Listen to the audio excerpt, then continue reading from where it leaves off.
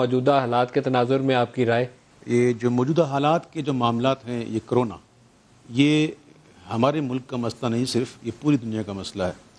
اور آپ دیکھ رہے ہیں کہ اس کرونا کی وجہ سے، لاک ڈاؤن کی وجہ سے کئی معاملات متاثر ہوئے ہیں، کاروباری حضرات کے کاروبار متاثر ہوئے ہیں، زندگی جو ہماری عام طور پہ چل رہی تھی اس سے بالکل ہٹ گئی ہے۔ بہرحال یہ ایک آزمائش ہے، یہ وبا ہے، اور یہ وبا قدرتی ہے اور یہ اللہ کی طرف سے آئی ہے، اور یہ جائے گی بھی اللہ ہی کی مدد سے۔ لہٰذا ڈاکٹر اپنے حساب سے جو معاملات کر رہے ہیں ان کو بڑا ہمارا سلام ہے، لیکن یہ جائے گی اللہ کے کرم سے، تو ہمیں چاہیے کہ ہم اللہ کی طرف رجوع کریں۔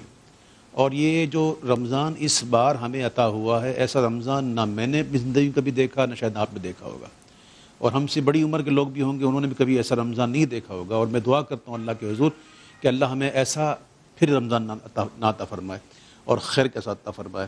تو چونکہ ابھی لاک ڈاؤن ہے اور کئی لوگ جو ہیں گھروں کے اندر ہوتے ہیں، تو یہ ایک اچھا موقع ملا ہے ان لوگوں کے لیے۔ دیکھیے، کرونا جو ہے وہ زحمت بھی ہے اور ایک معنوں میں رحمت بھی ہے۔ رحمت اس معنوں میں ہے کہ وہ لوگ جو اللہ سے دور تھے وہ اللہ کے قریب ہو گئے۔